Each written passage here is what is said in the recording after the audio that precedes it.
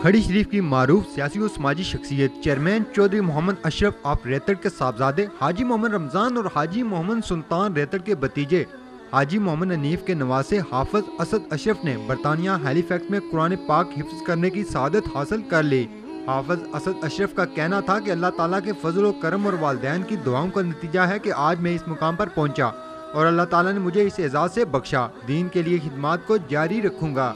Chairman Chaudhry Muhammad اشرف ریتڑ نے کہا کہ میں آج انتہائی خوشی محسوس کر رہا ہوں کہ اللہ تعالیٰ نے میرے بیٹے کو جس مقصد کے لیے چنا اس پر مجھے فخر ہے۔ میری دعا ہے کہ اللہ تعالیٰ تمام مسلمانوں کے بچوں کو قرآن پاک حفظ کرنے کی توفیق عطا فرمائے۔ حافظ اسد اشرف کے بھائی چودھری حسنین اشرف نے کہا کہ ان کے بھائی کو اللہ تعالیٰ نے جس طرح دین کی سربلندی کے لیے منتخب کیا اس پر انہیں انتہائی خوشی اور ان کے خاندان کے لیے اعزاز کی بات ہے۔ اس موقع پر چیئرمین چودھری محمد اشرف ریتڑ کے عزیز و اقارب حاجی محمد آصف چودھری، حافظ ظہیر حنیف ایڈوکیٹ، چودھری ماجد سلطان، مامون چودھری عزیز، معظم ایوب، ناظم اسلم، چودھری ہاشم، چودھری سبتین، چودھری عثمان سلطان، چودھری عمر سلطان، چودھری عاقف توتال، حافظ رضوان نور اور دیگر بھی موجود تھے۔